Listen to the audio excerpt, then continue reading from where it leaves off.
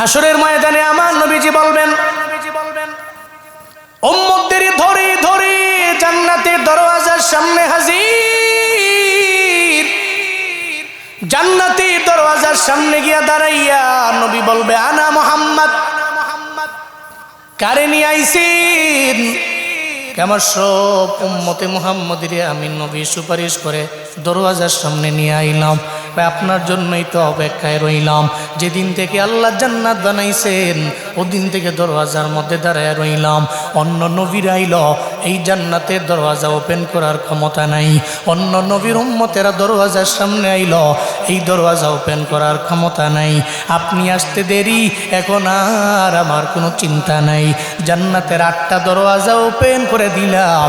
যেই দরওয়াজা দিয়া মন চায় ওই দরওয়াজা দিয়া জান্নাতে ঢুকে যা।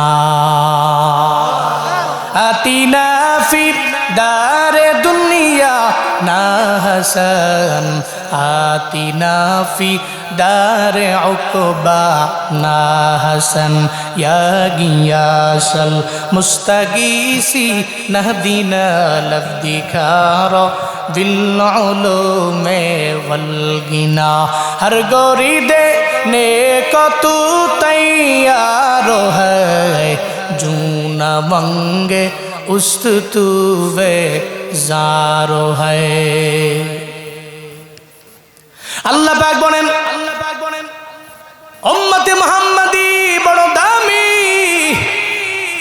জমিনের মধ্যে সব উম্মতের আগে এরা জান্নাতি। শুধু তাই না, উম্মতে মুহাম্মাদি কি পরিমাণে দামি আল্লাহর নবী জানায়া দেয়, এই উম্মতেরা আমি আল্লাহর দরবারে আশা করি, আরজু আন তাকুনু নিসফা আহলিল জান্নাহ। আমি আল্লাহর দরবারে এতটুকু আশা করতে পারি, এতটুকু এক্সপেক্ট করতে পারি আমি রবের দরবারে, যে আমার আল্লাহ জান্নাতের মধ্যে যত বান্দারে পাঠাবে অন্যান্য নবী যত উম্মত আছে সব নবীর উম্মতেরা মিলাইয়া জান্নাতের মধ্যে থাকবে 50 ভাগ। শুধুমাত্র কেবলমাত্র আমার উম্মতি একাই থাকবে জান্নাতে 50 ভাগ। জমিনের সব উম্মতেরা মিললে কয় ভাগ? 50%। শুধু আখিরি নবীর উম্মত, দ্যাট মিন্স আমরা জান্নাতের মধ্যে শুধু আমরাই থাকবো 50%। সুবহানাল্লাহ, জোরে কয় না? তাহলে আমগো দাম আল্লাহর দরবারে আছে না নাই? আরো জোরে আছে না নাই? আল্লাহ পাক রব্বুল আলামিন এই জন্যই জানায়া দিলেন, এই বান্দা আমি আল্লাহ বড় দামি করে তোমারে বানাইলাম, তুমি বেস্ট নেশন এই জমিনের মধ্যে, সেই খেতাব আমি আল্লাহ দিয়া দিলাম। তোমারে খৈর উম্মাত আমি আল্লাহ বানাইলাম। তাহলে উম্মতে মুহাম্মাদি দামি কেন? এই উম্মতে মুহাম্মাদি দামি 5 কারণে দামি। চিল্লা বলেন কয় কারণে? 5 কারণে দামি।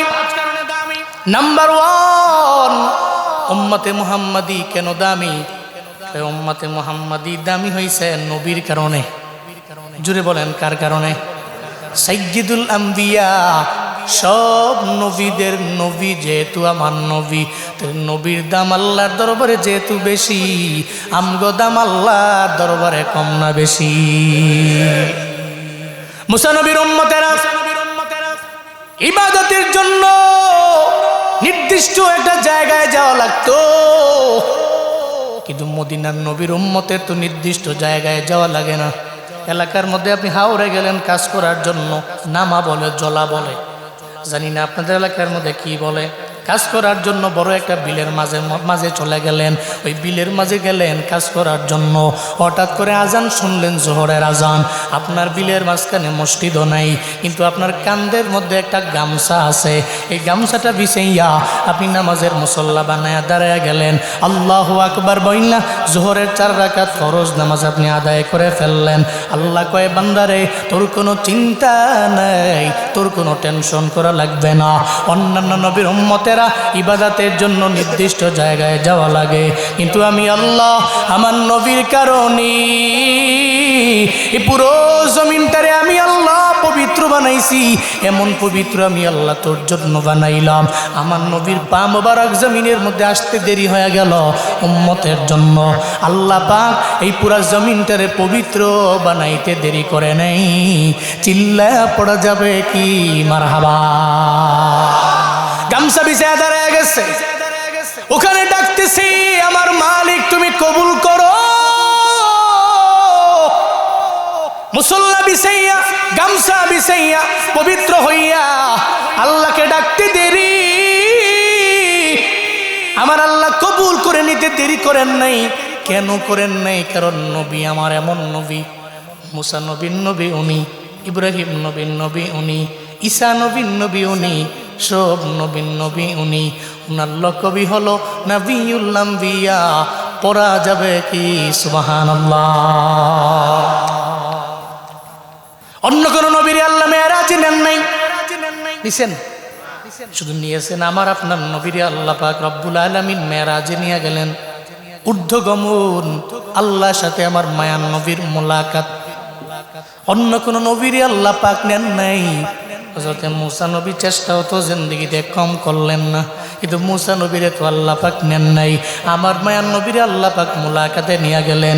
দেখেন কত পরিমাণে নবীজির দাম আল্লাহ বাড়াইলেন, যে কারণে আমাদেরও দাম বেড়ে গেল। মেরাজের নবীর যে যাওয়া, এই ব্যাপারে কোরআনের মধ্যে বয়ান আছে না নাই? আরো জোরে আছে না নাই?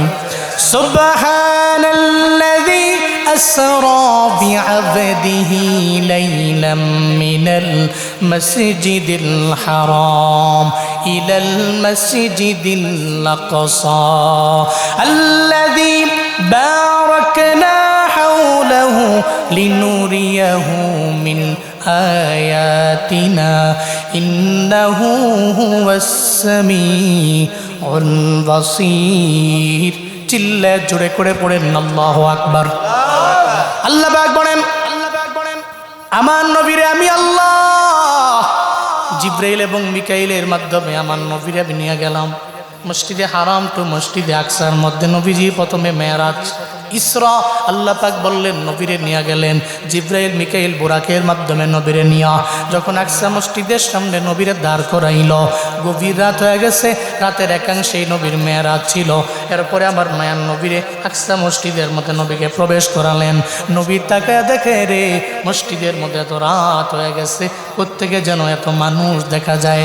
কেউ কেউ নামাজে দাঁড়ায় আছে, কেউ কেউ সিজদার মধ্যে চলে গেছে, কেউ কেউ রুকুর মধ্যে রুকু অবস্থায় আছে। মায়ার নবী কয়, জিবরাইল রে এখানে এরা কারা? এত রাতের বেলাতে এখানে মানুষ থাকার কথা না। জিবরাইল কয়, পয়গম্বর আল্লাহ পাক আপনার মুজিজা আর আপনার সম্মান বাড়ানোর জন্য আজকে মসজিদে আকসায় যত নবী আল্লাহ জমিনের মধ্যে পাঠাইল, সব নবী আল্লাহ আকসা মসজিদে হাজির করে দিয়েছে, আপনার সম্মানে হাজির করে দিয়েছে। এরপরে জিবরাইল কয়, পয়গম্বর নামাজ হবে 2 রাকাত, এই জায়গার মধ্যে আপনি নামাজ পড়বেন 2 রাকাত। নবীজি এবং সমস্ত নবীদের অর্ডার করলেন। হযরত জিবরাইল বলার পরে এখন ইমামতি কে করবে? কারা কারা মুক্তাদি হয়ে যাবে? কেউ তো সামনে যায় না, কোনো নবী তো সামনে আগ বাড়ায়া যায় না, আমার মদিনার নবীও তো যায় না। একটা পর্যায়ে জিবরাইল আইসা কয়, পয়গম্বর 2 রাকাত নামাজের ইমামতি আপনারই করা লাগবে। আমার নবী কয়, জিবরাইল রে আমারে কেন পাঠাও? বরং আমার বাবা মিল্লাতা আবিকুম ইব্রাহিম, উনি তো আমার জাতির বাবা, উনি সামনে যাবে, ইমামতি উনি করতে পারবে, আমি না। আমার বাবা আদম তো এখানে হাজির, আমার বাবা আদম রে পাঠাও, আদম সামনে যাবে, আমি যাইতে পারবো না। হযরতে জিবরাইল কয়, ও পয়গম্বর না না, আজকে আপনার সামনে হযরত ইব্রাহিম নবী আজকে আপনার সামনে ইমামতি করার জন্য যেতে পারবে না। আজকে আপনার সামনে মুসা নবীও যাবে না, আজকে আপনার সামনে আদম নবীও যাবে না, আজকে আপনার সামনে অন্য কোনো নবীরা যাবে না। কারণ আপনার দাম আল্লাহ এত বানাইছেন, আপনি ইমামুল মুরসালিন, সব রাসূলদের লিডার আপনি।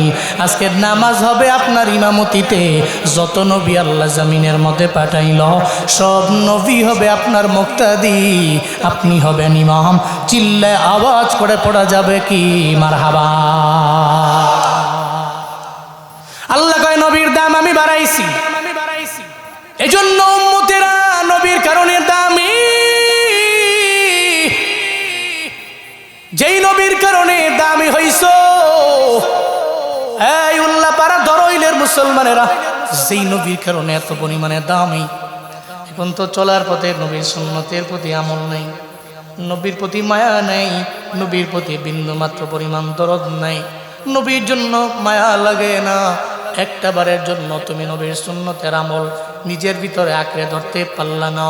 অথচ সিন্নি খাইলা কার দ্বারা? যার দ্বারা তারই তো চিনলা না।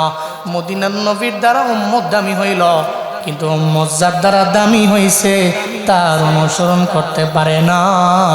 এর মতো কপাল পোড়া কেউ হতে পারে না, কথা বলেন ঠিক কিনা? তার মতো কপাল পোড়া জমিনে কেউ না। সে তো দামি হয়েছে নবীজির কারণে, সাইয়্যিদুল আম্বিয়ার কারণে। উম্মত আল্লাহর কাছে দামি। কেমন দামি! সুবহানাল্লাহ। খন্দকের যুদ্ধের কথা শুনছেন না? ব্যাটল অফ কনফিডারেন্স, সম্মিলিত বাহিনীর যুদ্ধ, খন্দকের যুদ্ধ। 3 দলের সাথে মুসলমানরা পেরে উঠবে না, সম্ভব না। যুদ্ধের ময়দানে যাবেন না, তবে যাবেন, কৌশল অবলম্বন করবেন। মুসলমানরা কৌশলী হয়, সুবহানাল্লাহ পড়বেন না? পৃথিবীতে মুসলিম আদেল না, এরা রণকুশলী হয়েছে, সমর কুশলী। এই কারণে কাফেরদের সংখ্যা অনেক, কিন্তু মুসলমানরা অল্পতেই জয়ী হয়েছে। নাম্বার 1 হচ্ছে আল্লাহ পাকের নুসরত, নাম্বার 2 হচ্ছে প্রত্যেকটা মুসলিম সমর কুশলী, নাম্বার 3 হচ্ছে এরা তো চিন্তা করে যুদ্ধের ময়দানে মারা গেছি তো মরতে দেরি, জান্নাতে চলে যাইতে দেরি হয় না। এই চিন্তার কারণে এরা সব জায়গায় জয়ী। তো খন্দকের প্রান্তরে 3 দলের লোকেরা, নবীজি চিন্তা করলেন খন্দকের প্রান্তরে যুদ্ধ করে আমরা পেরে উঠব না। ওই জায়গায় 3 দলের লোকেরা আসবে, আমি নবীর দ্বারা, আমার সাহাবায়ে কেরামের দ্বারা সম্ভব না। নবী চিন্তা করলেন খন্দকের প্রান্তরে আমরা যুদ্ধ করব না, বরং পরিখা খনন করব, খাল খনন করব। নবীজির সঙ্গে সাহাবায়ে কেরাম নিয়ে গেলেন, 1500 সাহাবা নিয়া খন্দকের প্রান্তরে আমার মায়ার নবীজি চলে গেলেন। ওখানে যাওয়ার পরে একটা বারের জন্য নবী বলেন না, এই তোমরা সবাই খাল খনন করার কাজে তোমরা লেগে যাও। একটা বারের জন্য নবী এদের বলে না, বরং সবার আগে বলে আমারে বুঝাটা আমার মাথার মধ্যে দিয়া দাও, আমার কাঁধের মধ্যে আমারে দিয়া দাও। কারণ সাহাবায়ে কেরাম যারা আমার সাথে আসলো, এদের কাজ করার আগে অগ্রাধিকার তো আমি, আগে তো আমি আমার বুঝাটা মাথার মধ্যে নিব, এরপরে সাহাবায়ে কেরামদের বলবো। কিন্তু আমগো দেশের লিডাররা যদি হইতো, ওই কাজ যা করার তোরা কর, রাস্তার মধ্যে দাঁড়াইয়া কয় এটা কর, এটা কর, এটা কর। একটা বারের জন্য নিজের হাতও লাগায় না, কারণ ও চিন্তা করে ক্ষমতা তো পাইছি, কারণ এই চিন্তা নিয়েই তো আগায়। আর এই জন্যই তো আমার দেশের চেয়ার পানেওয়ালারা যখনই চেয়ার পায়, আর তখনই চেয়ার পাওয়ার পরে নিজের অহংকারী বানাইয়া মানুষের উপরে জুলুম করতে দ্বিধা করে না। কিন্তু আমার নবীজি কেমন ইমামে আদেল ছিলেন! উনি বললেন, সাহাবায়ে কেরামেরা তোমরা সব মাথার মধ্যে উঠানোর আগে আগে আমার মাথার মধ্যে দাও। নবীজি এবং সাহাবায়ে কেরামেরা সবাই মিল্লা যখন খন্দকের প্রান্তরে খাল খনন করতে লাগলেন, সপ্তাহ চলে গেল। একটা পর্যায়ে পেটের মধ্যে কোনো খাবার নাই, খাবার যা আনছিল সব ফুরে গেল। সাহাবায়ে কেরামের পেটের মধ্যে কোনো খাবার নাই, আমার মায়ার নবীর পেট মোবারকে কোনো খাবার নাই। ক্ষুধার যন্ত্রণায় সব সাহাবায়ে কেরামেরা পাগলের মতো হয়ে গেল। একটা বারও আমার মায়ার নবী চিন্তা করে না সাহাবায়ে কেরামদের রাইখা আমি আমার বাসার মধ্যে যাই খাবার আনার জন্য, অথবা খাওয়ার জন্য আমি যাই। নবীজি চিন্তা করলেন যেহেতু সাহাবায়ে কেরামদের আমি নিয়ে আসলাম, তাহলে এই সাহাবায়ে কেরামদের এই জায়গার মধ্যে রাইখা জীবনও কোনোদিন আমি খাওয়ার জন্য একা যাইতে পারি না। এই চিন্তা করে নবীজি পেটের মধ্যে একটা পাথর বাঁধলেন, এরপরে উনি সোজা হয়ে দাঁড়াইতে পারেন না, বারবার আমার নবী বাঁকা হয়ে যান। কারণ যদি উনি সোজা হয়ে দাঁড়ান তাহলে পাথরটা পড়ে যাওয়ার সম্ভাবনা আছে। এই চিন্তা নিয়ে বারবার আমার মায়ার নবী একটু বাঁকা হয়ে দাঁড়ায় কাজ করতে লাগলো। দূর থেকে হযরতে জাবের রাদিয়াল্লাহু তাআলা আনহু আমার মায়ার নবীর এমন কার্যকলাপ দেইখা দৌড়ে আবার নবীর দরবারে চলে আসছে। আয়েশা কয়, পয়গম্বর অনেকক্ষণ যাবৎ দেখলাম আপনি সোজা হয়ে দাঁড়ান না, কেন বারবার বাঁকা হয়ে যান? আমার মায়ার নবী কয়, এরে জাবির আজকে কয়েকদিন হয়ে গেল দেখো না আমার সাহাবায়ে কেরামেরাও খায় না, আমি নবীর পেটেও খাবার নেই, ক্ষুধার যন্ত্রণায় আমরা পাগলের মতো হয়ে গেলাম। এই কারণে পেটের মধ্যে একটা পাথর বাঁধলাম, আমি দাঁড়াইতে পারি না, আমি বারবার খালি বাঁকা হয়ে যাই। আমি চিন্তা করি আমি না খাইলে, সাহাবায়ে কেরাম না খাইলে আমি খাবো না, এই কারণে পাথর বান্দা দাঁড়ায় আছি, সোজা হইতে পারি না, বারবার বাঁকা হয়ে যাই। চিল্লায় আওয়াজ করে পড়া যাবে কি মারহাবা? আমি বাঁকা হয়ে গেছি, সোজা হয়ে দাঁড়াইতে পারি না। হযরত জাবির আমার মায়ের নবীর কথা শুই না, সাহাবায়ে কেরামরা তো এমনিতেই নবীর প্রতি বড় দুর্বল ছিল, নবীর চোখ দিয়া করে পানি পড়লে সাহাবায়ে কেরাম জীবনও এটা সহ্য করতে পারে না, দৌড়ে চলে গেলেন নিজের বিবির দরবারে। যে বাড়ির মধ্যে যাইয়া বিবির দরওয়াজার সামনে দাঁড়ায় কয়, বিবি রে, ঘরের মধ্যে খাবার আসেনি, থাকলে আমারা দাও, কারণ আমি আমার নবীর একটু বাড়ির মধ্যে দাওয়াত দিয়ে আনবার চাই, কারণ আমার ঘরের মধ্যে খাবার রাইখা আমার মায়ার নবীর পেটের মধ্যে কোথা থাকবে। আল্লাহ আসরের ময়দানে যদি আমারে বলে, আমি আল্লাহর দরবারে হিসাব দিতে পারবো না। এই কথা বলার পরে বিবি কয়, তাহলে ঘরের মধ্যে খানা আছে, তবে খাবার আছে মাত্র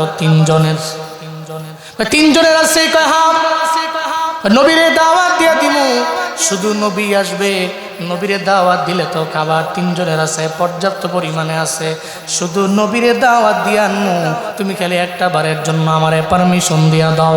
বিবি কয়, আমাদের জন্য খুশনসিব, মদিনার নবী আমার বাড়িতে যদি আসে স্বামী, তাহলে এই ঘর রহমত বরকত দিয়া ভরপুর বানায় দিবেন কে?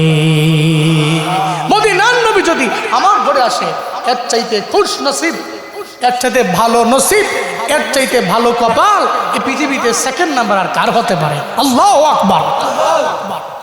বিবি বললেন, যান, তিনজনের খাবার আছে, নবীকে দাওয়াত দেন। হযরত জাবের চলে গেলেন খন্দকের ময়দানে, যে কয়, পয়গম্বর, পেটের মধ্যে ক্ষুধার যন্ত্রণায় আপনি বেকুল হয়ে গেলেন, আমার বাড়িতে আপনার দাওয়াতটা গ্রহণ করুন। এটা বলার পরে আমার পয়গম্বর তো একা যাবে না, আপনার সঙ্গে সাহাবায়ে কেরাম আছে, সঙ্গী আছে কয় হাজার, ১,৫০০ সাহাবায়ে কেরাম নিয়ে খন্দকের প্রান্তরে আমার নবী, উনি একা যাবে না, বরং ১,৫০০ নিয়েই তো আমার নবী যাবে। সঙ্গে সঙ্গে যখন হযরত জাবের দাওয়াত দিলেন, উনি টিলার উপরে গিয়া দাঁড়ায় গেলেন। টিলার উপরে দাঁড়াইয়া আমার নবী সবাইকে দাওয়াত দিয়ে দিল, এই ১,৫০০ সাহাবায়ে কেরামেরা, হযরত জাবেরের বাড়িতে তোমাদের সবার দাওয়াত। এবার তো জিহ্বায় কামড় দিয়েছে, কামড়ইল কি? ঘরের মধ্যে খাবার আছে মাত্র ৩-৪ জনের, দাওয়াত দিলাম নবীরে, টিলার উপরে দাঁড়াইয়া নবীজি দাওয়াত দিলেন কয় হাজার? ১,৫০০ লোককে দাওয়াত দিল। আমি সাহাবায়ে কেরামদেরকে নিয়ে খাওয়ামো কেমন? এই যে মুরব্বী লাল, হ্যাঁ বুঝছে, বুঝছে মনে হয়। তো জাবের রাদিয়াল্লাহু আনহু জিহ্বায় কামড় দিয়ে বসে রয়েছে, ঘরে খাবার আছে ৩ জনের, এখন কেমনে কি করি? চিন্তায় পরে দৌড় দিয়ে চলে গেছে বিবির কাছে। হায়, এখন কি করবো? যে বিবিরে জানাই, কারণ দাওয়াত দিয়েছি নবীরে, দাওয়াত নবী দিয়ে লাগছে ১,৫০০ রে, কেমনি কি করবো? বিবির দরবারে যে বারবার বলতে লাগলো, বিবিরে দাওয়াত দিলাম নবীরে, নবী টিলার উপরে দাওয়াত দিয়ে দিছে ১,৫০০, এখন আমি কি করব? ঘরের মধ্যে খাবার আছে কয়জনের? কয় মাত্র ৩ জনের, কেমনে কি করবো আমি? বিবি এমন একটা জবাব দিছে, বিবি কয়ে, স্বামী গো চিন্তা নাই, টেনশন নাই, দাওয়াত দিছেন নবীরে, চিন্তা করবেন আপনি নবীরে লইয়া। নবী টিলার উপরে দাঁড়াইয়া দাওয়াত দিছে, নবীজি দাওয়াত দিছে ১,৫০০ রে, চিন্তা করবে নবিয়া আমার আল্লাহ। আপনার কোনো চিন্তা নাই, আপনি চিন্তা করবেন নবীরে লইয়া, কিন্তু নবীজি দাওয়াত দিয়া দিছে ১,৫০০ রে, চিন্তা করবে নবীজি আর আমার আল্লাহ, এই জন্য আপনার কোনো চিন্তা নাই, কোনো টেনশন নাই। এই এমন বিবি তো ঘরের মধ্যে আনা দরকার। ঝামেলায় পড়ে গেলে বিবির দরবারে স্বামী গেছে, কয়ে আমার একটা বুদ্ধি দাও। বিশাল বড় ঝামেলায় পড়ে গেলাম, বাজারে গেলাম, এমন একটা বিপদের মধ্যে পড়ে গেলাম। এটা বলার পরে এবার বিবিও একটা ধমক দিয়া তাড়াইয়া দিছে, ভাই এমন এক বুদ্ধি দিছে যে বুদ্ধি না আপনার পায়ের রক্ত তো মাথায় উঠে গেছে। এরকম বিবি আছে না নাই? উল্টা আরো ফাগলামি করে, আপনি বড় ঝামেলায় পড়ছেন, অনেক গিয়া কইছেন, উল্টা এমন এক কথা কইছে আপনার মাথা আরো নষ্ট হয়ে গেছে। এমন বিবি আছে না? কিন্তু কেমন বিবি? হযরত জাবের রাদিয়াল্লাহু আনহু বিবি আপনি চিন্তা করেন কেন? দাওয়াত দিয়েছেন কারে? কোন নবীজিকে। চিন্তা করবেন নবীকে নিয়ে। নবীজি টিলার উপরে দাঁড়ায় দাওয়াত দিছে ১৫০০ রায়। নবীর তো একজন আছে, তিনি কে? তিনি কে? চিন্তা করবেন নবীজি আর আমার আল্লাহ। সুবহানাল্লাহ। 50% চিন্তামুক্ত হলেন। খন্দকের প্রান্তরে উনি চলে গেলেন। যাওয়ার পরে চেহারার মধ্যে একটা চিন্তার ছাপ তো দেখা যায়। নবী কয়ে, জাবের রে আমার দরবারে আসো না, চেহারার মধ্যে কেন যেন চিন্তার ছাপ দেখা যায়। হযরতে জাবের কয়ে, নবী না। নবী কয়ে, না, তোমার চেহারা আমি চিন্তা দেখতেছি। একবার, দুইবার, তিনবার বলার পরেও বলবার চায় না। নবীজি কয়ে, জাবের তুমি যদিও বলো অথবা না বলো, তোমরা যা করো জমিনের মধ্যে জিব্রাইলের মাধ্যমে আল্লাহ পাক তো আমার জানাইয়া দেয়। একটু আগে জিব্রাইল আমার দরবারে আসলো, আইসা জানাইয়া দিয়া গেল, আজকে তোমার বাড়িতে ১৫০০ সাহাবায়ে কেরামেরা যাবে। চিন্তা করা লাগবে না, টেনশন করা লাগবে না, আল্লাহ এমন বরকত বাড়াইয়া দিবেন, ১৫০০ সাহাবা তোমার বাড়ি থেকে খাইয়া আবার ময়দানে আসতে পারবে। চিল্লায় আওয়াজ করে পড়া যাবে কি সুবহানাল্লাহ। হযরতে জাবের চিন্তামুক্ত হয়ে গেছেন। এরপরে সাহাবায়ে কেরামরা নিয়ে আমার নবীজি রওনা। ১৫০০ সাহাবা নিয়ে হযরতে জাবের রাদিয়াল্লাহু আনহুর বাড়িতে গেলেন। ১৫০০ সাহাবার সঙ্গে করে লইয়া নবীজি যে কয়ে, জাবের রে তোমার ঘরের মধ্যে খাবার আছে কয়জনের? কয়ে ৩ জনের। কয়ে কি আছে? কয়ে রুটি আছে আর গোস্ত আছে। একটা পেয়ালার মধ্যে রুটি আর একটা পেয়ালার মধ্যে গোস্ত, এই 2টা পেয়ালা তুমি আমার হাতের মধ্যে দাও। আল্লাহ নবীজি জিহবা মুবারক থেকে একটু লালা মুবারক আইনা 2টা পেয়ালার মধ্যে লাগাইয়া দিছে। কয়ে, জাবের রে ১৫০০ সাহাবারে খাওয়াও, চিন্তা করা লাগবে না, চিল্লা আওয়াজ করে পড়া যাবে কি আল্লাহু আকবার। তোমার কোনো চিন্তা নাই, আমি লালা মুবারক লাগাইয়া দিছি। জাবের রে চিন্তা নেই, টেনশন নাই, আমি লালা লাগাইছি, এখন তুমি খাওয়ানো আরম্ভ করে দাও। তবে ১৫০০ তুমি একসঙ্গে বসাইবা না। প্রথমে 500 বসাও, এরপরে 500 বসাও, এরপরে 500 বসাও, 3 ধাপে 500 করে ১৫০০ বসাইবা। বিয়ে বাড়ির মধ্যে গেলেন, ওখানে যথেষ্ট পরিমাণে স্পেস নাই, আপনি গেলেন 300 জন লোক। প্রথমত বেশ করা লাগবে 3টা, 100 করে 300 জনকে 3 বারে খাওয়ানো লাগবে। এই আপনি যদি ফাড়াফাড়ি করেন যে সবাই মিলে একসঙ্গে খাওয়ালাম, হবে না, এখানে তো স্পেস নাই। তাহলে 3টা বেশ করেন, প্রথমত 100, দ্বিতীয়ত 100, তৃতীয়ত 100। আমার মায়ের নবী এটা বলে দিলেন, এই জাবের সবাই রে তুমি একসঙ্গে বসাইবা না, প্রথমত 500 রে বসাও, দ্বিতীয় নাম্বারে 500 বসাও, তৃতীয় নাম্বারে 500 বসাও, এভাবে তুমি ১৫০০ রে খাওয়াও। উনি 500 জন রে বসাইয়া সঙ্গে সঙ্গে এবার নবীর দরবারে গেলেন, যে চিন্তা করে, নবীজি আপনিও বসে পড়েন। প্রথমবারে আপনি বসে পড়েন। 500 জন রে বসাইয়া নবীকে ডাকলেন। নবীজি বললেন, না, ১৫০০ রে খাওয়ানোর পরে আমি খাবো। সুবহানাল্লাহ জোরে পড়বেন না? কিন্তু উনি মনে মনে চিন্তা করে, আল্লাহ না করুন 500 জনের খাওয়া যদি শেষ হয়ে যায়। নবীর প্রতি কি প্রেম ছিল! যদি আমি নবীকে খাওয়াইতে না পারি, বরযাত্রী বরের অসিলায় 200, 250, 100, 150, 300 লোক বরের অসিলায় বরযাত্রী গেছে, ইচ্ছা মতো পেট বইরা বরযাত্রী করে খাওয়াইস। তো বর বসে আছে, এখন যদি আসরের টাইমে বরের কয় খাউন ফুরিয়া গেছে, এটা হইল? বর কবে চিনছো না, সিন্নি খাইছো কার দ্বারা, মোল্লা চিনছো না। এই 300 জন লোক খাইছে আমার কারণে, আমি বর, ওই বাড়িতে এখন সুপ্রিম পাওয়ার আমার, ঠিক কিনা বলেন? এখন যদি হের বেলায় কয় সবার খাওয়ানো শেষ, আমরা এটা নাই জানগা, পাগল নাকি কি কয়েডি তো মেল তো মেলি বিয়ে বাড়িতে গেলে মাঝে মাঝে বন্ধু বান্ধবরা দাওয়াত দেয় নিয়ে যায় এই যে মাহফিলের চাপ যখন কম মাহফিলের সময় তার পায় না তখন ফ্রি থাকলে দাওয়াত দেয় প্রায় বিয়েতে দাওয়াত দেয় তো গেলে বরের সঙ্গে বসায় তো ওখানে গেলে তো কিছু ভক্তবিন্দু আছে না বয়ান শুনে দৌড়ায় এক হয়েছে ওটা সেলফি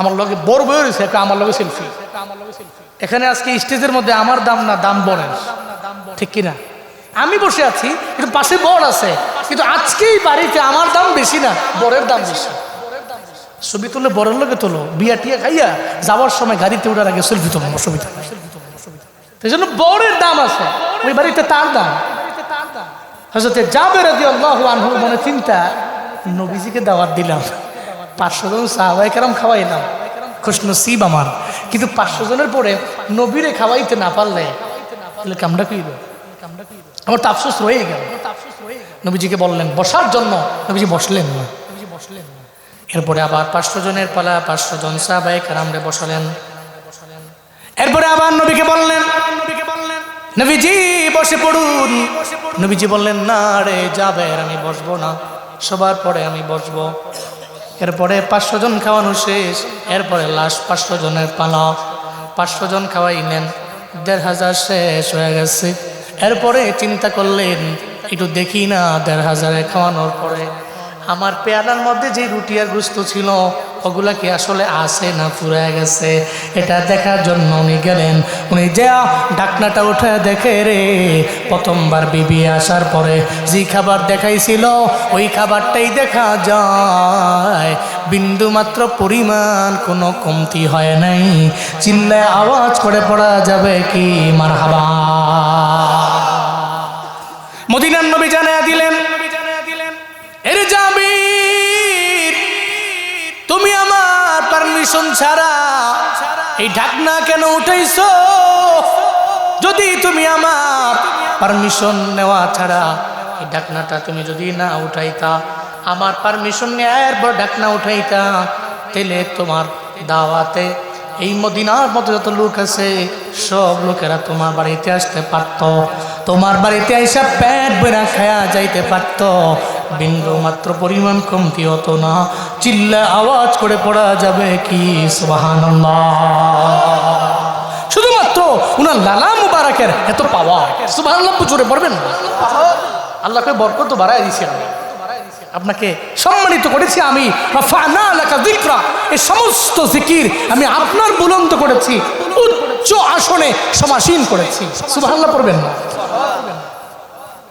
যিনি এত দামি যিনি এত সম্মানী যিনি সাইয়্যিদুল কাউনাইন যিনি সাইয়্যিদুল আম্বিয়া ওয়ার রাসূল ওনার উম্মতেরা ওনার কারণে কি দামি না কম দামি জোরে বলতে হবে দামি না কম দামি তাহলে আমরা দামি এক নম্বরে কার কারণে কার কারণে 5টা কারণের মধ্যে নাম্বার 1 নাম্বার 2 সাইয়্যিদুল কুতুবের কারণে আমরা দামি সাইয়্যিদুল কুতুব দ্যাট মিন্স আসমানি সব কিতাবের লিডার কোন কিতাব বলেন না সবাই বলেন না সব সমস্যার সমাধান আল কোরআন ঘরে আছে না খালি আলমারির উপর রেখে দিয়ে আমরা তো কোরআনকে সহিফাকে কিনে আনি আইনা আলমারির উপরে রাখি মাঝে মাঝে মন চাইলে ধরি মন চাইছে না তো ধরি নাই আহা আপনারা কি একজন করে উঠেন কি প্রস্তাব করার জন্য নাকি হ্যাঁ না না এটা কয়ে যাওয়া লাগবে পরে কিন্তু রাগ হয়ে যাবো একজনে ডাক দিয়ে উঠে তুলে মনে পরে এই মাইক দিয়ে কল লাগবো কে লেগে উঠছে ঠিক না যাই লেগে সবার কয়ে যাওয়া লাগবে জোরে কোন মারহাবা জোরে কোন মাশাআল্লাহ কোন সুবহানাল্লাহ আলহামদুলিল্লাহ আরো জোরে চিল্লে আল্লাহু আকবার সাইয়্যিদুল কুতুবের কারণে দামি যার কারণে দামি হইছো তারই আলমারির উপরে স্থান দিছো আমরা কোরআনকে সম্মান করি আলমারির উপরে পর্যন্ত শেষ এরপরে আর কোরআন দ্বারা আমি আমার জিন্দেগিও চালাই না কোরআনের তিলাওয়াত করি না বছর ঘুরলে রমজান আইলে মন চাইলে একটু ধরি, আবার রমজানের পরে রেখে দিই। কথা বলেন ঠিক কিনা? এটা আমাদের বাস্তবতা। অথচ কোরআন তো এই জন্য নয়। আপনার ব্যক্তিগত জীবন থেকে নিয়ে শুরু করে ইন্টারন্যাশনাল লাইফ পর্যন্ত এই কোরআন দিয়ে আপনি চালাতে পারেন। সম্ভব কি নয়? অবশ্যই কোরআন দ্বারা সম্ভব। সমাধান চাও যদি জীবনে মরণে, ফিরে যাও খুঁজে নাও চোখ রাখো কোরআনে। শুনছেন না আপনারা? সবাই মিল্লা ওস্তাদ আইনুদ্দিন আল আজাদের গান। সমাধান চাও যদি জীবনে মরণে, ফিরে যাও খুঁজে নাও চোখ রাখো কোরআনে। সমাধান চাও যদি জীবনে মরণে। আরে চালাক শ্রোতা দেওয়া যায়, চিন্তা করছে হুজুরি কুক। হুজুরে মনে করছে যে একটা করতো না, আমরা চুপ করে বয়ে থাকবো না। সবাই মিল্লা সমাধান চাও যদি জীবনে মরণে, ফিরে যাও খুঁজে নাও, ফিরে যাও খুঁজে নাও, তবেই পাবে সুখ শান্তির ঠিকানা, তবেই পাবে সুখ শান্তির ঠিকানা, যদি মেনে নাও তুমি মনে প্রাণে। সমাধান সমাধান চাও যদি জীবনে মরণে, ফিরে যাও খুঁজে নাও, ফিরে যাও খুঁজে নাও। এ বাণী সকলের নয় শুধু মুমিনের, যারাই চলবে মেনে ফল পাবে কোরআনের। ঠিক কিনা? এ বাণী সকলের নয় শুধু মুমিনের, যারাই চলবে মেনে ফল পাবে কোরআনের। এই দুনিয়া আর সেই দুনিয়া, এই দুনিয়া আর সেই দুনিয়া, শান্তি পাবে তুমি দুজাহানে। সমাধান সমাধান চাও যদি জীবনে মরণে, ফিরে যাও খুঁজে নাও চোখ রাখো কোরআনে। সমাধান চাও যদি জীবনে মরণে, ফিরে যাও খুঁজে নাও, ফিরে যাও খুঁজে নাও, তবেই পাবে সুখ শান্তির ঠিকানা, তবেই পাবে সুখ শান্তির ঠিকানা, যদি মেনে নাও তুমি মনে প্রাণে।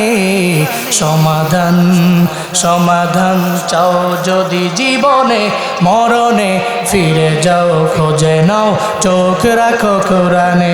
সমাধান চাও যদি জীবনে, ফিরে যাও খুঁজে নাও। সব সমস্যার সমাধান দিতে পারে সাইয়্যিদুল কুতুব, দিতে পারে। তাহলে যে কিতাবের কারণে আমরা দামি হয়েছি, ওই কিতাব দিয়ে নিজের জিন্দেগিটা পরিচালনা করতে পারবো না ইনশাআল্লাহ?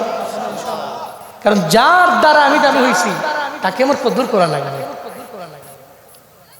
ঘরের মধ্যে কোরআন থুইয়া বাঙালি দেখবেন হুজুরের পিছে পিছে ঘুরে, কবিরাজের পেছনে পেছনে ঘুরে, কয়টা তাবিজ দেন, ঘরে বরকত নাই বলে না, পাগলের মতো দৌড়ায়। অথচ ঘরের মধ্যে বরকত কেন নাই? কয় কোরআনের তিলাওয়াত নাই।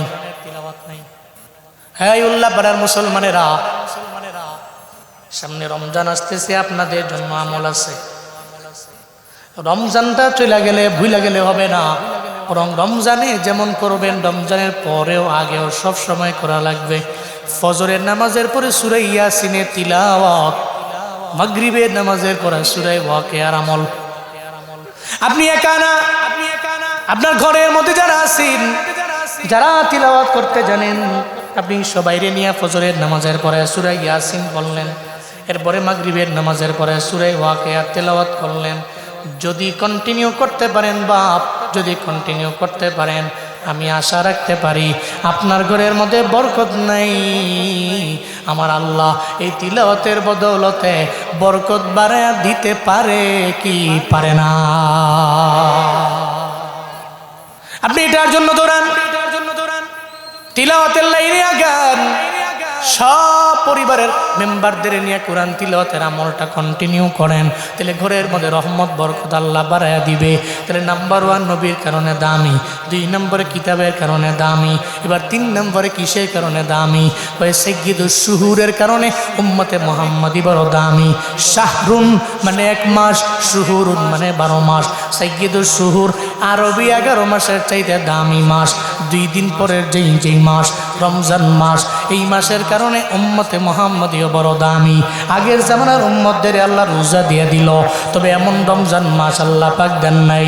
আল্লাহ রমজানের দাম এত পরিমাণে বাড়াইছেন, ওই রমজানে যদি কোনো বান্দা একটা নফল করে ফরজ বানায় দেয়, একটা ফরজের আমল একটা ফরজের সমতুল্য থাকে না, বরং একটা ফরজরে আল্লাহ 70টা ফরজের মতো বানায় দেয়।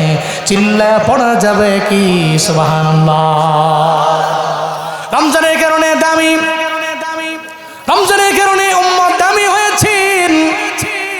1 নম্বরে নবীর কারণে হয়েছেন, 2 নম্বরে কিতাবের কারণে হয়েছেন, 3 নম্বরে রমজানের কারণে হয়েছে। তাই নবীর কারণে, কিতাবের কারণে, রমজানের কারণে। রমজান কত পরিমাণে দামি। এই উল্লাপাড়া দরইলের মুসলমানেরা একটু মনোযোগের কান লাগায় শুনো রে বাবা। রমজানের রোজা তো শুধুমাত্র কেবলমাত্র আমার তোমার উপরে আল্লাহ ফরজ বানান নাই। যত উম্মত জমিনের মধ্যে আসলো আল্লাহ সবাইকে ফরজ রোজা দিয়ে দিলেন, যদিও রমজান মাসটা দেন নাই, কিন্তু আমগরে একটা মাস দিয়ে দিলেন 30টা রোজা। ওই 30টা রোজার আমল যদি কোনো বান্দা করতে পারে, ঈদের দিন তো এই বান্দার জন্য, আনন্দের দিনটাও তো বান্দার জন্য। কিন্তু কপাল পোড়া বাঙালি রোজা রাখে না, 10টা রাখে বাকি 20টা রাখলো না, 15টা রাখলো বাকি 15টা রাখলো না। আবার ঈদের দিনের 2 দিন আগে সিরাজগঞ্জ বাজারের মধ্যে যাইয়া মার্কেট থেকে বাজার করে আনে, উল্লাপাড়া মার্কেট থেকে যাইয়া দেখবেন দামি দামি শার্ট আর পাঞ্জাবি কিনে আনে। কিরে পাবলিক কিসের জন্য দৌড়াও? ওই ঈদের ময়দানে একটা দামি পাঞ্জাবি নিয়ে দৌড়াই। ওই রোজা রাখছো নি? ওই 10টা রাখছি বাকি 20টার কোনো খবর নাই।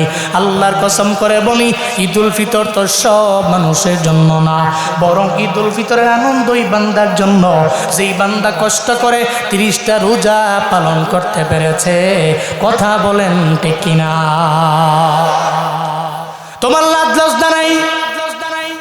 দিনের বেলা তোমার বাবা 70 বছরের মুরব্বী, যেই বাবা এত মুরব্বী হওয়ার পর একটা বারের জন্য একটা রোজাও যেই বাবায় ভাঙ্গে না, মায়ও ভাঙ্গে না। দেখবেন ঘরের মধ্যে মুরব্বী আম্মা আছে, এই ডাক্তাররা বলে আপনি ভাঙতে পারবেন, ভাঙ্গে না। আপনার বাবারে ডাক্তারে বলে দিল ভাঙ্গেন, ভাঙ্গে না। ওই কেন? ওই বছরে ঘুরে ঘুরে তো রমজান আইয়ে, আমি আজকে নামাজ পড়লাম না, কালকেও তো চাইলে আমি জোহর পড়তে পারি, কিন্তু আজকে আমি একটা রোজা বাদ দিয়ে দিলাম, আগামী বছর আমি পাবো কি পাবো না এই গ্যারান্টি নাই।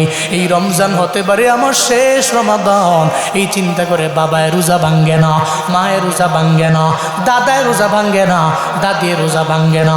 কপাল পোড়া অল্প বয়সের নৌজওয়ান নাতিটাই রোজা ভেঙ্গে ফেলে, আবার দিনের বেলা মগার মতো খায়, আবার ঈদের ময়দান তো আমার জন্য, আনন্দ আমার জন্য। আমি বলি না, কোরআন বলে, ইসলাম বলে, শরীয়ত বলে ঈদুল ফিতরের আনন্দ তোমার জন্য না। এই জন্য আজকে থেকে নিয়ত করে নেও, 30টা রোজা কারা রাখবো 2 দিন আগেই নিয়ত করে নিবেন। আমি মুসাফিরকে দেখানোর জন্য না, স্টেজের মানুষকে দেখানোর জন্য না, আমার আল্লাহকে রাজি বানানোর জন্য, আল্লাহকে দেখানোর জন্য 30টা রোজা কারা রাখতে পারবেন? 2টা হাত তুইলা দেখা। পারবেন তো ইনশাল্লাহ? পারবেন তো ইনশাল্লাহ? হাত নাড়া দেন। কে দেখতেছেন? কে দেখতেছেন? আল হিম্মাতু হিয়াল ইসমুল আযম। আপনি হিম্মত করেন, নিয়ত করেন, 30টা রোজা রাখার মতো তৌফিক কে দিবেন? কে দিবেন? হাত নামান, মনে রাখবেন হিম্মত ইসমে আযম। আপনি হলে হিম্মত করছেন, নিয়ত করছেন আমি রাখবো ইনশাআল্লাহ। এই যে কইছেন না আপনি মারা গেছেন, 30টা রোজা রাখলে যে সব হইতো, আপনার আমল নামায় সেই সব আল্লাহ পাক দিয়া দিবেন। তো নিয়ত করা যায় না ইনশাআল্লাহ? নৌজওয়ানরা, আমি জানি মুরব্বীরা রাখে, নৌজওয়ান তাগড়া যুবক দেখবেন কাম করে আর খায়, মগা মনে হচ্ছে মগা খাইতেছে, ইমন নৌজওয়ান পোলা গোপনে গোপনে মারে ফাঁকি দিয়ে, আব্বারে ফাঁকি দিয়ে, এনে ফাঁকি দিয়ে, এনে ফাঁকি দিয়া বিভিন্ন জায়গায় খায়। আর আরেকটা আছে দেখবেন রমজান আসলে রেস্টুরেন্টের সামনে পর্দাটা নাই, মনে করছে পর্দাটা নাইছি মাতবরে দেখছে না, কেউ দেখছে না, মনে হয় আল্লাহও দেখছে না। নাউজুবিল্লাহ কইতেন না? নাহলে তো পর্দাটা নাই কেন? তোর যদি এত সৎ সাহস থাকে সবার সামনে খা। এলাকার মাতবর যদি মাতবরের মতো হয়, ফিডাইয়া তারের মতো সোজা করে দিব। ঠিক কিনা বলেন? সমাজের মাতবর এই ব্যাপারে সুচ্চার হওয়া লাগবে। কেন রোজা কেন রাখবি না? তুই নৌজুয়ান পোলা, অবশ্যই রাখতে হবে। তুমি দিনের বেলা বেহায়াপনার মতো, অন্যায়কারী অশ্লীলের মতো তুমি বাইরে খাবা, এটা জীবনেও কোনো দিন আমি মাতবর হইয়া অন্তত পক্ষে ইসলামকে লালন করে আমি এটাকে বরদাস্ত করতে পারি না। এটা মাতবররা বলবেন আপনাদের হক। আমাদের এলাকায় এ বিচার হয়, মাতবররা এই বিচার করে। এই জন্য নৌজওয়ানদের সবই তারের মতো সোজা হয়ে গেছে, সবই রোজা রাখে। আগে বিচার হইতো, কিন্তু এখন তো ধনির পোলায় যদি না রাখে ওর বেলা তো বিচার নাই। গরিবের পোলায় করলে ষোলো না বিচার। ঠিক কিনা বলেন?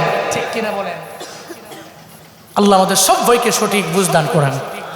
এই জন্য রোজা আপনার ফরজ বিধান, এটা ঠিক আছে। এর মানে আপনার ইসলাম নামক যে ভ্যালিডিং, ঠিক আছে, আপনি এর কারণে দামি হয়েছে, মনে রাখবেন। দইরেই তো আমার আল্লাহ এটা ফরজ বানান নাই।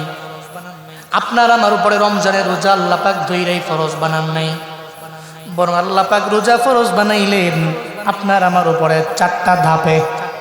জুড়ে বলেন কয়টা ধাপে? 4টা ধাপে আল্লাহ পাক বানাইলেন। প্রথমত আল্লাহ পাক রব্বুল আলামিন রোজা রাখার মাধ্যমে বান্দাদের আল্লাহ পাক অভ্যাস গড়াইয়া দিলেন। ওই সময় সুন্নত করেন না, ওয়াজিব করলেন না, ফরজও করলেন না। আল্লাহ নবীজি প্রতি আরবি মাসে 13, 14, 15 রোজা রাখতেন। কয়টা? 3টা রোজা রাখতেন। এমন কোনো মাস যায় নাই ওই মাসে 3টা রোজা নবীজি রাখলেন না।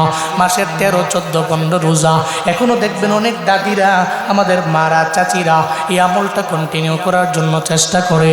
আল্লাহ নবীজি আরবি মাসের 3টা রোজা রাখলেন, 13, 14, 15। ওই সময় নবীজি রাখতে লাগলেন। ওই সময় মক্কা নগরীতে, মক্কার যুগে নবীজি ছিলেন মাক্কি লাইফে। সাহাবায়ে কেরাম নবীরে ফলো করলো। সাহাবায়ে কেরামরা নবীরে দেখে দেখে সাহাবায়ে কেরামেরাও রাখতে লাগলেন। এরাও 3টা করে রোজা রাখলেন। আল্লাহ পাক রব্বুল আলামিন এদের অভ্যাস করাইলেন। সাহাবায়ে কেরামদের উপরে সুন্নত বানালেন না, ওয়াজিব বানালেন না, এদের উপরে ফরজও বানালেন না। এটা রমজানের রোজা ফরজ হওয়ার প্রথম ধাপ। বান্দাদের আমার আল্লাহ রোজা কেমনে রাখা লাগে অভ্যাস করলেন আমার নবীজির মাধ্যমে। এটা নাম্বার 1 ধাপ গেল। এরপরে 2 নাম্বার ধাপে আল্লাহ নবীজি মক্কা থেকে হিজরত করে মদিনার মধ্যে গেলেন। লাম্মা কদিমান নবী সাল্লাল্লাহু আলাইহি ওয়াসাল্লাম আল মদিনা ফাওয়াজাদাল ইয়াহুদা সিয়ামাই ইয়াউমা আশুরা। ওই জায়গায় মক্কা থেকে হিজরত করে নবীজি মদিনার মধ্যে গেলেন। যাওয়ার পরে দেখে ইহুদিরা আশুরার দিনে রোজা রাখে একটা, মুহররমের 10 তারিখ। কয়টা? একটা রোজা রাখে। নবীজি বলতে লাগলেন, ইহুদিরা রে, মক্কায় আমি দেখি নেই, মদিনায় আসার পরে আমি তোমাদের দিকে তাকায় দেখলাম তোমরা রোজা রাখো একটা। আবার মুহররমের 10 তারিখে কেন রাখো? মা হাযাল ইয়াউম আল্লাযী তাসুমুনা। এটা এমন কেমন দিন যে দিনের বেলা তোমরা রোজা রাখো, কেন তোমাদের কাছে এটা এত প্রিয়?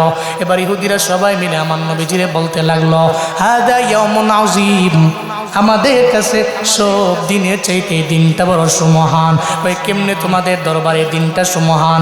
ওই আনজাল্লাহু মুসা ওয়া কওমাহু ওয়া গররাকা ফিরআউনা ওয়া কওমাহু। এই দিনের বেলা আল্লাহ মুসা নবী এবং মুসা নবীর দলবলদের ওই যে সুন্দর করে নীল নদটাকে পার হয়ে ওপার নিয়ে গেলেন। আবার এই দিনের বেলা নীল নদের মধ্যে চুবে ডুবে ফেরাউন তার কওমেরে মারল। এই কারণে মুসা নবী যতদিন জমিনের মধ্যে বেঁচে রইল, মুহররমের 10 তারিখে উনি একটা রোজা রাখলেন। আমরা ইহুদিরা মুসা নবীর সব মানি না, কিন্তু এটা তো মানি, আমাদের মুসাকে আমরা লিডার মানি, আমাদের নেতা মানি। যেহেতু মুসা নবী শুকর আদায় করার লক্ষ্যে মুহররমের 10 তারিখে একটা রোজা রাখলেন, তদ্রূপ সেই অনুযায়ী আমরাও একটা রোজা করে রাখি। এবার মদিনার নবী বলতে লাগলেন, ফানাহনু আহাক্কু ওয়া আউলা বিমুসা মিনকুম। সাহাবায়ে কেরামেরা রে, যদি মুসা নবীর ব্যাপারে মুসা নবীরে মানতে যাইয়া ইহুদিরা যদি মুহররমের 10 তারিখে একটা রোজা যদি রাখতে পারে, তাহলে আমরা কেন পারবো না? আমরা এই বছর একটা রোজা রাখলাম, তবে আগামী বছর থেকে একটা না, আগামী বছর থেকে রোজা রাখবো 2টা। একটা রাখলে ইহুদিদের ফলো করা হয়ে যাবে, 2টা রাখলে ইহুদিদের ফলো করা হলো না। তোমাদের উপরে এটা আদেশ জারি করলাম। 2 নম্বরে ফরজ হয়ে গেছে। কিসে ফরজ হয়েছে? ওই সময় রোজাটা ফরজের বিধান ছিল। তো 1 নম্বরে অভ্যাস, ফরজ না, সুন্নত না, ওয়াজিব না। দ্বিতীয়ত হিজরত করে মদিনায় যাওয়ার পরে নবীজি আদেশ করলেন, আমার বিসিয়ামি ফাসামাহু রাসূল সাল্লাল্লাহু আলাইহি ওয়াসাল্লাম ওয়া আমারা বিসিয়ামি। উনি রাখলেন এবং রাখার জন্য আদেশ করলেন। ওইটা ওই সময় ফরজ হয়ে গেল। ধাপ গেল কয়টা? 2টা। এরপরে 3 নম্বর ধাপ, আল্লাহ পাক নবীর উপরে, নবীর সমস্ত উম্মতের উপরে, সবার উপরে রোজার বিধান দিলেন। তো বিধান দিলেও ওই জায়গায় আল্লাহ পাক একটা হুকুম রাখলেন, কেউ যদি ধনী হয়, কি হয়? ধনী হয়। কেউ যদি ধনী হয়, সর্বোচ্চ লেভেলের ধনী, যদি উনি চিন্তা করে রমজানের 30টা রোজার একটা আমি রাখবো না, একটাও রাখবো না, আমি 30 দিন ভরপুর মিসকিনদের খাওয়াই দেব, তাহলে ওই ধনীর বেলায় রুখসত আছে। কয় নাম্বার ধাপ? মাথায় রাখবেন, কয় নাম্বার ধাপ? সিদ্ধান্বেষণকারীরা এই 3 নাম্বার ধাপের হুকুম মাইনা অনেকে রোজা ভাঙে, এরকম বহুত লোক আছে। কিন্তু এই হুকুম তো ওই সময় রহিত হয়ে গেছে। কখন? 4র্থ ধাপে আইসা, ফামান শাহিদা মিনকুমুশ শাহর ফালিয়াসুমহু। আল্লাহ পাক এই আয়াত দিয়া সমস্ত হুকুমকে রহিত করে দিলেন। আল্লাহ পাক বললেন, তোমাদের সামনে রোজা যেই পাবা, কুলি মজুর ধনী গরিব যেই হও, পাইছো রমজান 30টা রোজা তোমাদের উপরে আমি আল্লাহ ফরজ বানায় দিয়েছি। ধাপ কয়টা? ধাপ কয়টা? এই 4 ধাপে আল্লাহ পাক আমার আপনার উপরে রোজাকে ফরজ বানাইছেন। ইয়া আইয়ুহাল্লাযীনা আমানু কুতিবা আলাইকুমুস সিয়াম কামা কুতিবা আলাল্লাযীনা মিন ক্বাবলিকুম লাআল্লাকুম তাত্তাকুন। চিল্লা পড়েন আল্লাহু আকবার। আল্লাহ পাক বলেন, ইমানদাররে, আমি রব্বুল আলামিন তোমাদের উপরে রমজানের রোজার বিধান আমি আল্লাহ তোমাদের দিয়ে দিলাম। শুধু তাই না, তোমাদের পূর্ববর্তী গণদেরও আমি আল্লাহ দিয়ে দিলাম। রোজার ফরজ বিধান আমি আল্লাহ দিয়ে দিলাম। কেন? যাতে করে তোমরা তাকওয়ার লাইনে আগে যাইতে পারো, তাকওয়ার লাইনে অগ্রগামী হয়ে যাইতে পারো। এই কারণে আমি আল্লাহ তোমাদের উপরে রমজানের রোজার বিধান দিয়ে দিলাম। উল্লাপাড়ার মুসলমানেরা, তাহলে রমজানের রোজা আমাদের উপরে ফরজ না নফল? জুড়ে বলেন, ফরজ না সুন্নত? তাহলে যেটা ফরজে আইন, এটা সবার মানার প্রয়োজন আছে না? না, রমজানের রোজা দিয়া কেন? এবার আসেন, কেন আমি রাখবো? কেন? আল্লাহ কয়, তুমি যদি রাখো লাআল্লাকুম তাত্তাকুন, আমি চাই তুমি রমজানের 30টা রোজা রাখা তাকওয়ার লাইনে আগে যাও। কিসের লাইনে? কিসের লাইনে? কি তাকওয়া? ইফতার সামনে নিয়ে বসে আছে, কয়েক হারে আইটেমের ইফতার সামনে নিয়ে বসে আছে, রুমের মধ্যে আছে, ডানে বামে সামনে পেছনে কেউ নেই। একটা বারের জন্য একটা আলুর চপ নিয়ে মুখে দেয় না, একটা বোট নিয়ে মুখে দেয় না। যে ব্যক্তিটা এই যে বুরিন্দা বানায় না, এটা এত পছন্দ করে মিষ্টি, তার জন্য বড় পছন্দের। একটা বারের জন্য মুখে নেয় না, একটা বারের জন্য পানি পান করে না। তৃষ্ণায় পাগলের মতো হয়ে গেছি, ইফতার সামনে নিয়ে বসে আছেন, কিন্তু একটা বারের জন্য পানি পান করে না, খায় না। আল্লাহ কয়, বান্দার এই তাকওয়াটা সর্বোচ্চ লেভেলে নেওয়ার জন্য আমি আল্লাহ তার উপরে রমজানের রোজা ফরজ বানায় দিয়েছি। চিল্লা পড়া যাবে কি সুবহানাল্লাহ? আমি আল্লাহ এটা বোঝানোর জন্য, ও বান্দা তুই তাকা দেখ, তোর ডানে বামে সামনে পেছনে কত প্রতিবেশী না। সকালবেলা খাইলে দুপুরে পায় না, দুপুরে খাইলে রাতের বেলা পায় না। অথচ আমি তোর এমন মালিক, আমি আল্লাহ তোমারে ধন দৌলতের মালিক বানায় দিলাম। আমি আল্লাহ তোমারে সকালবেলাও খাবারের তৌফিক দিয়ে দিলাম। আমি আল্লাহ তোমারে দুপুর বেলাও খাবারের তৌফিক দিলাম। আমি আল্লাহ তোমারে রাতের বেলাও তৌফিক দিলাম। দেখো না, তোমার প্রতিবেশী সকালেও পাইল না, দুপুরেও পাইল না, রাতের বেলাও পাইল না। একটু দেখ, রমজানের রোজার মাধ্যমে আমি আল্লাহ, রমজানের রোজার মাধ্যমে আমি আল্লাহ তোমাদের একটু শিখিয়ে দিলাম, তোমাদের ব্রেনের মধ্যে দিয়ে দিলাম। অন্য বান্দারে আমি আল্লাহ দিই নাই, তোমারে দিলাম। একটু তুমি সকালেও খাও নাই, দুপুরেও খাও নাই, রাতেও খাও নাই, না খেয়ে দেখো কেমন কষ্ট লাগে। অথচ আমি আল্লাহ রমজানের বাইরেও একটা প্রতিবেশীরই খাওয়াইলাম না, তোমারে খাওয়াইলাম। আল্লাহ কয়ে তোরে এটা পরীক্ষা করার জন্য আমি আল্লাহ রোজা দিয়ে দিলাম, যাতে করে তুমি তাকওয়ার লাইনে আগায়া যাও, আল্লাহ ভীতির লাইনে আগাইয়া যাও। ও আল্লাহ, আগামী 2 দিন পরে রমজান, এই রমজানের 30টা রোজা রাখার মাধ্যমে তুমি আমাদের তাকওয়ার লাইনে আগায়া যাও। চিল্লা পড়েন নামি। রোজা রাখলেন চলে গেছে না, বরং রোজা রাখলেন তাকওয়ার লাইনে অগ্রগামী হবেন ইনশাআল্লাহ। খেলে রাখছেন, রমজান আসছে, স্বাগত জানাইছেন, রাখছেন, চলে গেছে। রমজানের আগেও নামাজ পড়তেন না, রমজানে পড়ছেন, রমজানের পরেও পড়েন না, এটা হবে না। রমজান আসে আপনাকে পরিবর্তন করে দেওয়ার জন্য, আপনার তাকওয়ার মেডিসিনটাকে একটু মজবুত করে দিয়া একেবারে গুনাহ থেকে দূরে সরানোর জন্য। এই জন্য নওজোয়ানরা দেখবেন রমজান মাসে যদি কোনো একটা যুবক ছেলে নামাজে যায়, টিটকারি করে, এ কি নামাজি, এরকম বলে কি বলে না, মজা করে বলে কি বলে না, এরকম বহু লোক আছে মজা করে। কিন্তু মজা করা যাবে না। রমজানটা মূলত আসি আপনাকে পরিবর্তন করানোর জন্যে। আমার চোখে দেখা বহু লোক দেখছি আমি, রমজানের আগেও নামাজ পড়তো না, কিন্তু রমজানের 30 দিন টানা 5 ওয়াক্ত নামাজের 1 ওয়াক্ত কাজা করে না। মাথায় রাখবেন, 30 দিন যে টানা 5 ওয়াক্ত নামাজ আদায় করে, রোজা রাখে, তিলাওয়াত করে, জিকির করে, গালি দেয় না, 30 দিনের পরের 15 দিন, 20 দিন, 30 দিন ও চিন্তা করে একটা মাস গেছে, এটা গালি দেই নাই, তাকে এখন থেকে আর দিতাম না। মূলত কি হইতেছে জানেন? আল্লাহর পক্ষ থেকে হিদায়াতের চাকাটা তার দিকে ঘুরতেছে। আল্লাহু আকবার। এই জন্য রমজান আসে আপনাকে পরিবর্তন করার জন্যে। রমজান পাইয়া যেই মানুষ ভালো হয়ে যায়, নামাজের লাইনে আগায়, তিলাওয়াতের লাইনে আগায়, এদের নিয়ে ট্রল করিও না, বরং রমজান আসতে তো পরিবর্তন করার জন্যে। একটা মানুষ পরিবর্তন হয়ে গেল, হিদায়াতের লাইনে আগায় গেল, তোমার কথার কারণে সে পিছায় যাইতে পারে, কথার কারণেও নামাজ থেকে, রোজা থেকে, তিলাওয়াত থেকে দূরে সরে যেতে পারে।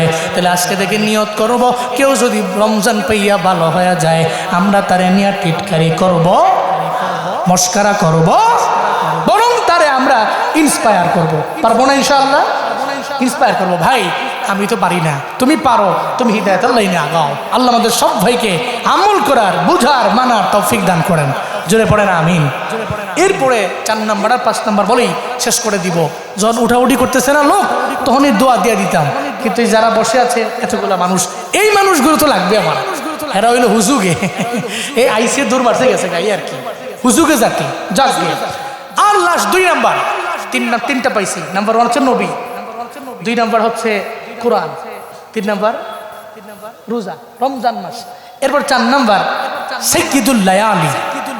সাইয়্যিদুল লায়ালি, দ্যাট মিনস এই 12 মাসের মাঝে 365টা রাতের মাঝে একটা রাত আছে, দামি রাত।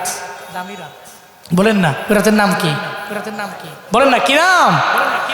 ইন্না আনজালনাহু ফি লাইলাতুল কদর ওয়া মা আদরাকা মা লাইলাতুল কদর লাইলাতুল কদরি খায়রুম মিন আলফি শাহর তানাজ্জালুল মালাইকাতু ওয়ার রূহু ফিহা বিইذনি রাব্বিহিম মিন কুল্লি আমরিন সালাম সালামুন হিয়া হাত্তা মাতলাইল ফজর। চিল্লা পড়েন আল্লাহু আকবার। আল্লাহ পাক বলেন তোমরা দামি। কেন দামি? 1 নম্বরে নবীর কারণে, 2 নম্বরে কোরআনের কারণে, 3 নম্বরে রমজানের কারণে। 4 নম্বরে তোমরা কদরের কারণে আল্লাহর দরবারে বড় দামি, কারণ অন্য কোন নবীর উম্মতদের আল্লাহ পাক কদর দেন নাই। আমগো নবীর উম্মতের আল্লাহ পাক লাইলাতুল কদর দিল। এই লাইলাতুল কদর কত পরিমাণে দামি। সূরা কদরের শানে নজুল পড়েন, আজকে বাড়িতে যে মোবাইলে সার্চ দেন, দেখবেন ওই জায়গার মধ্যে লেখা আছে আল্লাহ নবীজি সাহাবায়ে কেরাম নিয়ে বসে রইলেন, সাহাবায়ে কেরামদের সামনে নিয়ে বয়ান করতে লাগলেন। সাহাবায়ে কেরামের আরে বনি ইসরাইলের একজন মুজাহিদ, সে 1000 বছর টানা জিহাদের ময়দানে আল্লাহ রাস্তায় কাটায় দিচ্ছে।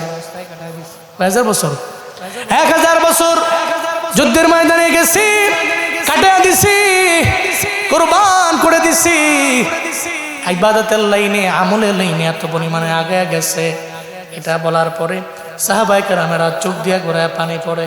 নবীজি তেলে অন্যান্য নবীর উম্মতেরা আমগো আগে জান্নাতের মধ্যে চলে যাবে। নবীজি তেলে আমরা এখন কি করব?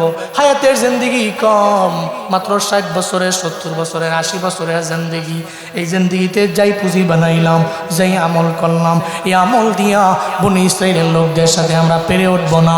কারণ আল্লাহ এদের হায়াত দিলেন 1000 বছর, আমাদের হায়াত দিলেন মাত্র 50 বছর, মাত্র 60 বছর, মাত্র 70 বছর। তাহলে এদের সঙ্গে আমরা কেমনে পেরে উঠবো? আল্লাহর নবী কয়ে চিন্তা নাই রে, তোমরা যেই জায়গায় চিন্তায় পড়ে যাও ওই জায়গায় তো আমার আল্লাহ আছে। আল্লাহ কয়ে জিবরাইল রে আমার নবীর দরবারে যাও, আমার নবীর দরবারে সূরা কদর নিয়ে চলো, সূরা কদর নিয়ে আমার মায়ার নবীর উপরে নাজিল করে দাও।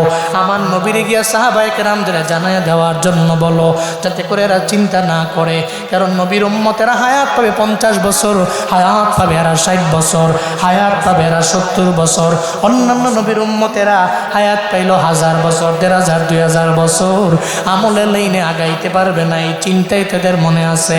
সূরা কদরের লাইলাতুল কদরি খায়রুম মিন আলফি শাহর, এই আয়াত তেলাওয়াত করে আমার সাহাবায়ে কেরামদের জানায়া দাও, আমার বান্দাদের জানায়া দাও, যদি এরা একটা রাত যদি তালাশ কইরা ওই রাতের বেলা যদি আমলে কাটাইতে পারে, একটা রাতের আমলের বিনিময়ে 83 বছর 4 মাস ইবাদত করলে যেই সওয়াব, ওই সওয়াব আল্লাহ তার আমল নামায় দিয়া দিবে।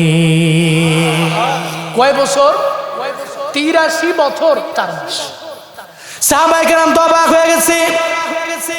নবীজি বলে, সাহাবীরা আর কোনো চিন্তা নাই, কোনো টেনশন নেই। অন্যান্য নবীর উম্মতের আগে তোমরা জান্নাতে কেমনে যাবা জানো?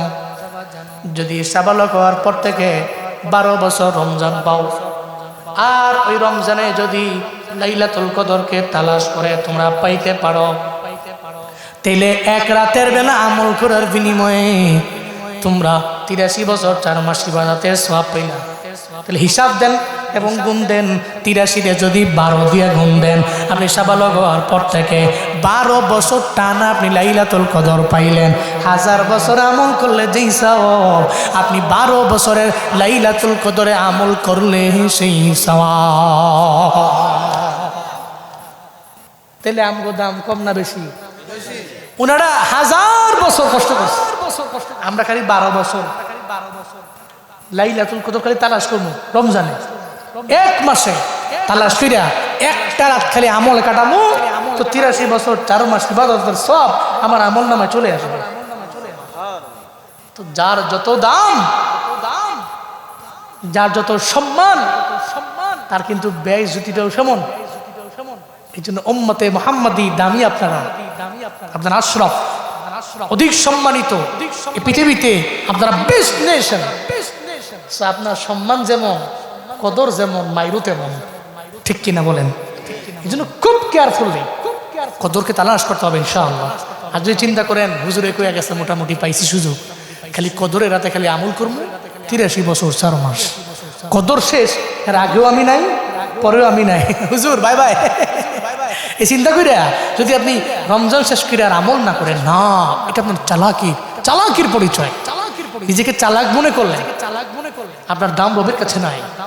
বরং যে বিনয়ী, সে চিন্তা করে কদর তো আমার জন্য বোনাস, আমার লাইফের যে ইসলাম যে দাঁড়িয়ে আছে স্তম্ভের উপরে, আমি সেই স্তম্ভগুলোকে ঠিক রাখতে হবে।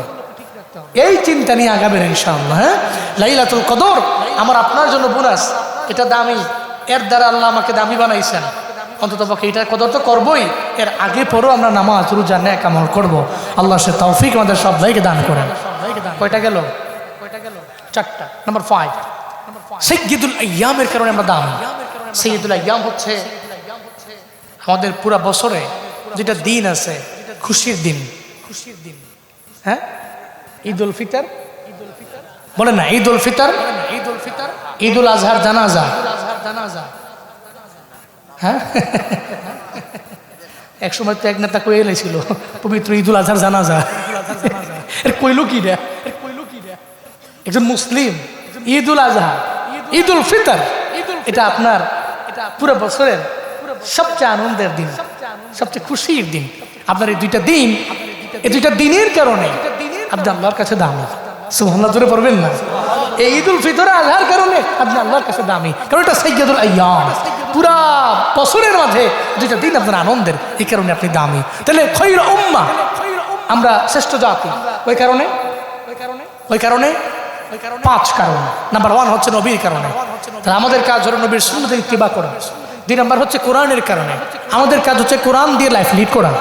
3 নাম্বার হচ্ছে রমজানের কারণে, আমাদের কাজ হচ্ছে রমজানে 30 রোজা রাখা, রমজানে আমলের মাত্রা বাড়িয়ে দেওয়া। 4 নাম্বার আমরা সাইয়্যিদুল লায়ালির কারণে, লাইলাতুল কদরের কারণে, তা আমাদের কাজ হচ্ছে কদরের রাতে আমল করা, অন্তপক্ষে একটা রাতে আমল করে আল্লাহর কাছে দামি হওয়া। 5 নাম্বার সাইয়্যিদুল আইয়ামের কারণে, 2টা ঈদের দিনের কারণে আমাদের কাজ হচ্ছে 2টা ঈদের দিনে আনন্দ ভাগাভাগি করা, সমস্ত ঝগড়া বিভেদ ফাসাদ মারামারি শত্রুতা ভুলে যাওয়া, এটা আমাদের কাজ। তাহলে শ্রেষ্ঠ জাতি হিসাবে আল্লাহ আমাদেরকে যেই কারণে দামি বানিয়েছেন, এই বিষয়গুলোর উপরে চিন্তা করে বাস্তব জীবনে আমল করার তৌফিক দান করেন। সকলে জুড়ে পড়েন আমিন।